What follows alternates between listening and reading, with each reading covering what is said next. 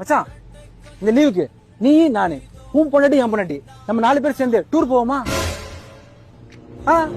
டூருக்கு உன் பொண்டாட்டி என் பொண்டாட்டிடா. உனக்கு எப்படி வந்தது இந்த ஐடியா? மச்சான் உன் பொண்டாட்டி என் பொண்டாட்டி டூரை கூட்டு போயிட்டு அவங்க அப்படியே ஃப்ரெண்ட் பண்ணி விட்டுன்னு வச்சுக்கேன். அவங்க ஏதாவது பேசி பாருங்க. அப்புறம் நீ நானும் எங்க வேணா சுத்தலாம், எப்ப வேணா வரலாம். எல்லாமே பண்ணலாம் ஈஸியா. கேப்பாரா இல்ல எப்படி? ஐடியா நல்லாதான் இருக்கு. அவுட் ரெடி கேட்டுருவோமா? கேட்டுரு. ஹலோ பாக்கியம், நீ நானு மல்லேஷ் பொண்டாட்டி நம்ம 4 பேரு டூர் போவோமா? ஏங்க சூப்பருங்க. உங்களுக்கு எப்படிங்க இப்படி தோணுச்சு? மல்லேசன கூட இருக்காரா? இல்ல. அப்போ சூட்ட மூடிக்கினு வீட்டுக்கு வாடா புறம்போக்கு.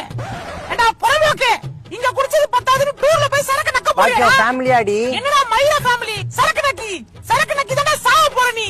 பாக்கியம். ஏய் அந்த மல்லேஸ் இருக்கானே அவன் சரியான புறம்போக்கு பக்கமாயா குடும்பத்தா. ஏய் மல்லேஸ் பொண்டாட்டி இருக்காளே.